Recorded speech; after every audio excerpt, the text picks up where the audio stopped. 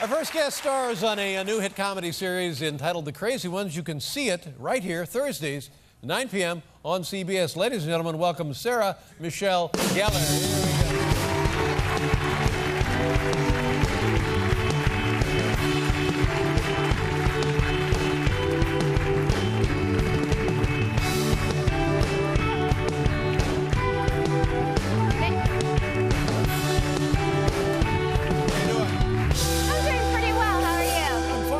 Congratulations on the big show. Thank you. You must be very excited. We're very excited here at the network. Well, thank you. We're very excited. We just hope everyone keeps tuning in. They get better. Had you worked with Robin Williams before? I hadn't. I was a huge fan, and we had a mutual friend in common, Bobcat Goldthwait. Yeah. And when I heard that Robin and David Kelly were doing the show, I started stalking. And no, it's actually true. There are times where stalking actually has positive... Is that right? Yeah, that's true. I was not aware of that. Yeah. Hey, I'm employed. I mean, it did okay for me. Sure.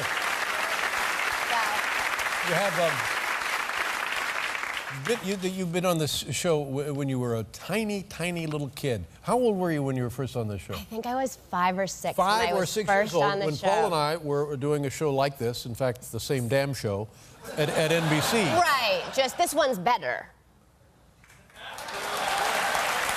Right? Can it really? Can it get any better? Look at this. This is you. Do you remember what the circumstance of this was? It was a safety skit. And you know what the funny thing is? I'm actually thinking, could you order me one of those for my children? Because my son just celebrated his first birthday, and he has like a huge shiner from falling, like from learning to walk, is what I tell you. No, it's true. And my daughter, oddly enough, on her first birthday, also had a shiner. So I think that actually my family could probably use those. Here's something your family could not use. Take a look at who was hosting that night. Oh, my God. You know what I do remember, though? I do remember trying to walk out with it, and I kept hitting on all the sides. I was very nervous. I was very intimidated. Yes, as well you should have been with that lame piece on that lame show. But now... it got a laugh. You got is it 2 daughters? I have a daughter and a son. A daughter and a son. Who's the older? My daughter Charlotte just turned 4, and my son Rocky just turned 1. Oh, that's fantastic. Yes. 1 and a 4-year-old. Yes. And way to go on that. And your husband is Freddie Prinze Jr. And is he taking care of the kids? He is right now. In fact, I was just backstage, and her teacher had a question. He was like on it. I mean, does he know what he's doing? No, seriously. I mean.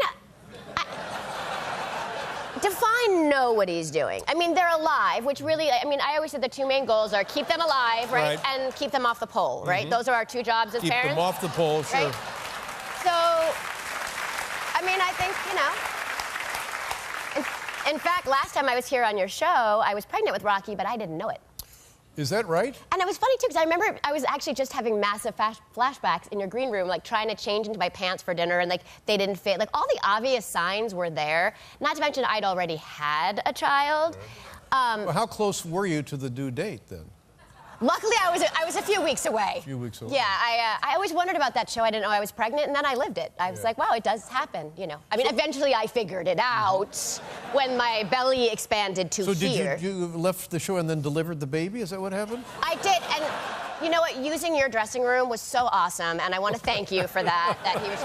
No, actually, I almost delivered the baby on the 405 freeway. Oh, so you get back to California. I get back to California, and this time I know I'm pregnant now because, again, I'm out to here. And I said to my husband, I was like, earlier in the day, like I wasn't feeling well. And he's like, well, you're 9 months pregnant. Right. But I was still a couple of weeeks away. And I was like, I'm not feeling well. And he's like, well, I'm going to go to the gym. And I said, I'm going to lay down, take a nap, which I never do, sign 1. Then I was like, maybe I should just drive myself to the doctor. And Freddie came back. He was going to the gym, had forgotten his bathing suit to swim. And he's like, I said, what are you doing? And he said, I'm here. Could you drive me to the doctor? I think I might be having his baby. And he's like, what? Are you serious? I mean, I had nothing, not a bag, nothing. Basically, we got to the hospital at 4:08, and he was born at 4:13, which only goes to show you that clearly I know nothing about pregnancy after 2 children. But isn't that, I mean, in a perfect world, wouldn't we like that to be the way it happens? See, can you just swing by the hospital on your way downtown and then pick me up later because... Actually, it's a good idea. It would certainly free up my day. Yeah. It would free up my day, but you know what you miss out on? Epidural. So, you know, it's... So you went in there alone, so to speak. Oh, I went at it alone. Yeah. Yeah, oh, I did. Yeah. I went at it quite alone that I think I yelled so loud I actually fractured my jaw. Oh, my God. True story. I had to have surgery afterwards. I did. Fractured your jaw From biting down. Yeah.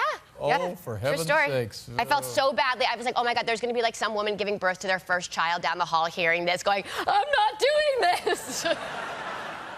But it was quick. That's the way it goes. It was quick. It was worth it. And you have the brand new show, and you're moving. You have moved. You're going to move. What was that? Somebody moved? Well, no, yes, a few people. I'm sure a lot of people moved last week. Actually, yeah, in 1 week I had both kids' birthdays because they were born, also on the same day. So I probably left that. Yeah, no, that's not. They're at 19th and they're 12 hours apart. No, they're not born on the same day. Well, different years. No. Yeah, I understand that.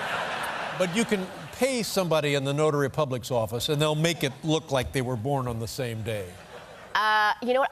I would not do it that way again. It makes birthday party planning very difficult. Oh, no, I think it would be perfect. You just get it out of the way. It's one birthday, 2 kids, bang, zoom. Oh, yeah, you know, they won't regret me at all or have any anger issues to me at all when they get older if I do that.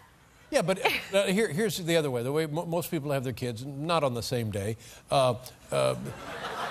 Okay, so April 12th, it's Larry's birthday. Yay! And Larry's all excited. He gets a tractor. Yay, Larry. And his sister, Connie, well, where's my birthday?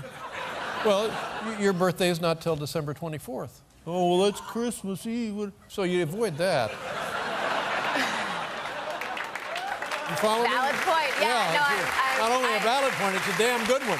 It is, except I don't have children named Larry and Connie, so it makes that story very difficult to understand. But yeah, no, we moved, and my brain's a bit scattered. I don't know if anyone can tell. What? You lived in one neighborhood, brand new neighborhood? Brand new neighborhood, brand new house, and my husband and I brought my daughter over to show her, figuring the 1-year-old wouldn't. She would love it. Because he's running around the empty house, and I said, oh no, I left my phone in the car, so I'm just gonna go grab it because I wanted to take pictures. And so they gallivant off, and I go into the car, and then my phone's not in the car. Only what I didn't know, because new house, the garage door locks behind you. So now I'm trapped in the garage. Mind you, I have no shoes. And I'm yelling for them, and they're playing, God only knows where, they don't hear me or are not listening. And so it's like, I know, I'll turn my car on, and it'll find my phone. And so, because you know, if it's near your phone, like Bluetooth, it's all past my knowledge. But no, wait a minute. Do you have a remote thing to start your car? Yeah. So I start the car, and it finds the phone. So I'm like, great, I'll call him and tell him that I'm trapped outside, only I have no service. What is it? Your car is KIP? What? Honest to God, what? And it talks to me. It does. It does talk to me. Really? The car says, "Don't worry, I got your phone. I'll swing right by. I gotta drop somebody off at the hospital." You have the wrong car. You have the wrong car. Believe me. So, needless to say, this went on and on to me running into the backyard barefoot, yelling for them. Finally, I jumped our fence. So I found out that was doable. It's not anymore in case any other people are watching. It's been fixed since then. You hopped your fence. Proceeded to bloody up now my feet that are bare. Why aren't you wearing shoes? Because I was just going to get my phone out of the car from the kitchen that I'd left 2 feet away. I just didn't think all this was going to happen. This was seriously out of a movie. So I'm now bloodied. It's 25 minutes later. I'm exhausted. I'm sweating. It's really hot in LA. What percentage of the day do you wear shoes? Well, actually, if you'd seen me backstage, you would have noticed I was wearing the slippers from my hotel because I couldn't shove my big feet into these pretty shoes. So I don't wear shoes a lot. I mean, honestly. But when I walk outside here... slippers from the hotel. Did you know? I love those free slippers, yeah. I can leave them for you. I would love your slippers. I will leave them for you. Thank you. All right, relax, everybody. Anyway, the end of the story is they finally find me. My husband and daughter had totally forgotten that I was missing for 35 minutes when they finally found me, just given up outside, bloodied. This was a very long story that didn't really seem to go anywhere at this point. That's my fault. You're fine. No, my husband tells me I ramble. As long as Larry and Connie are healthy. It's The Crazy Ones, Thursdays, 9 p.m. here on CBS. Congratulations. Give my best to your husband. I will. We'll be right back with Nick Offerman, ladies and gentlemen. Thank you, Sarah Michelle.